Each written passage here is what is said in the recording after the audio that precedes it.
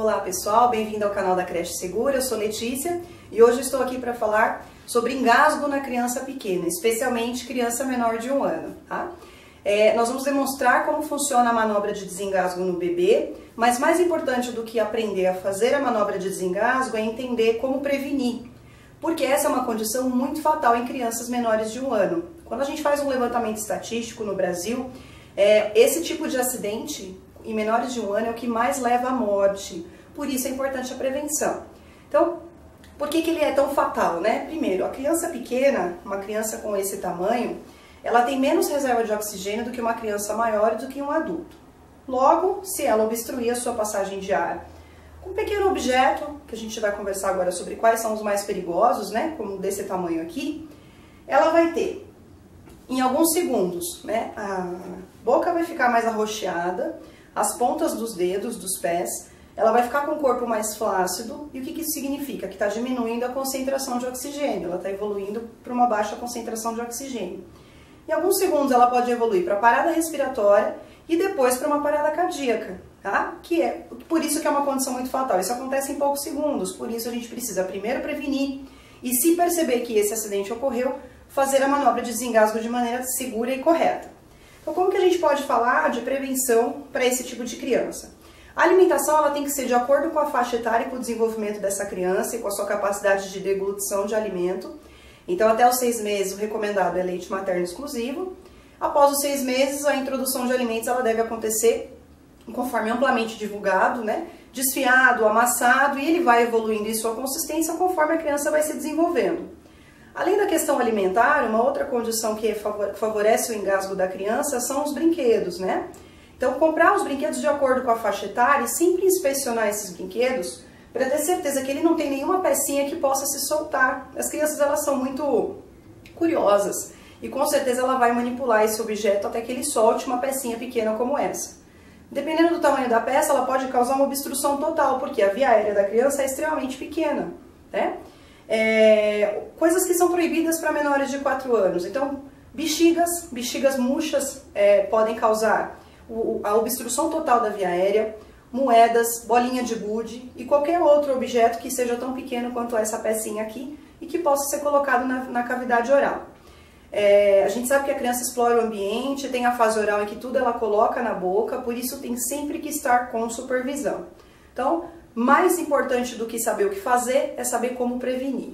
Uma vez que o acidente aconteceu, a fatalidade veio a acontecer, como que a gente deve proceder? Então nós vamos aqui demonstrar esse bebê engasgado com o objeto, tá? Então a gente colocou aqui o objeto na via oral dele para poder demonstrar para vocês. A primeira coisa que eu tenho que fazer é identificar que ele está engasgado, que foram os sinais que a gente já comentou. Boquinha pode começar a ficar descorada, mais roxinha, a criança vai ficar mais flácida, pode apresentar um chiado, dificuldade respiratória. Então o que eu vou fazer? Eu vou fazer uma posição, eu vou virar a criança de frente para poder demonstrar para você. Eu vou fazer exatamente um V com a minha mão e vou apoiar a face dessa criança, permitindo que, a hora que eu virá-la de barriga para baixo, o objeto saia pela boca ou pelo nariz, caso ele tenha colocado na via nasal. Eu vou posicionar essa criança com a cabeça mais baixa que o bumbum, tá? Apoiando sempre a sua face aqui. E vou aplicar 5 golpes com a região hipotenar da minha mão. Essa é uma região que dá bastante firmeza nas suas costas, na direção dos braços, ou seja, no meio das costas. Então, observe, ó. 1, 2, 3, 4, 5. O objeto já foi expelido. Eu vou apoiar a cabeça da criança, vou desvirá-la e vou observar se o objeto saiu. Uma vez que o objeto saiu, a criança já vai começar a apresentar choro e já vai voltar a oxigenar. Se eu perceber que o objeto ainda não saiu, mas eu não estou visualizando, nunca devo colocar a mão na cavidade oral da criança. Por quê? Se eu colocar os meus dedos, principalmente o indicador, que são dedos maiores, eu posso aprofundar ainda mais esse objeto. Eu vou pegar o objeto aqui, que ele já voou longe, vou colocar novamente na cavidade oral da criança aqui. Então se eu observo que ela ainda está engasgada, eu vou posicioná-la de barriga para cima agora, com a cabeça mais baixa que o restante do corpo, e vou aplicar 5 golpes no seu peito, entre os mamilos, tá? Então observe, ó, 1, 2, 3, 4, 5. Ouviu o som do ar saindo, né? Ó, vou fazer novamente. 1, 2, 3, 4, 5.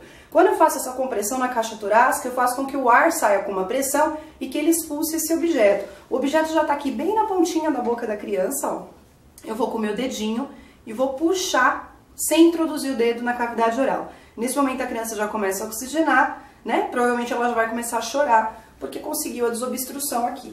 Então, essa é a manobra de desengasgo mais segura para criança menor de 1 ano. O que a gente recomenda também? Uma vez que foi feita a manobra de desengasgo e o pai ou o cuidador da criança desconfiar que algum fragmento do alimento, do objeto, possa ter ficado dentro da cavidade oral, é importante encaminhar para avaliação médica, tá? Então, acompanhamento médico, porque algum fragmento desse alimento pode ter sido alojado na via aérea. Outra recomendação, uma vez que foi feita a manobra com a criança de primeiro de bruços, repetiu a manobra com a criança de tórax para cima, de barriguinha para cima, e ela ainda está engasgada, é o momento de olhar e acionar a emergência. Se você estiver sozinho, você vai ligar para o 192, para o SAMU, ou para o 193, o bombeiro. Os dois serviços estão aptos a fazer esse tipo de atendimento, tá? Ou então, se você não estiver sozinha, pedir para que alguém faça a ligação. É importante quando você pedir ajuda para a pessoa, você diga para ela qual é o número que ela tem que ligar. Porque muitas vezes no momento de pânico, as pessoas se esquecem até qual é o número de emergência, tá? Então, essa é a nossa recomendação de hoje. A gente espera que você nunca precise fazer, mas se algum dia vivenciar essa fatalidade ou estiver com alguém que esteja vivenciando, demonstre a técnica, dissemine essa informação para o máximo de pessoas possíveis. Isso vai ajudar a salvar a vida de muitas crianças, tá? Obrigada, até a próxima!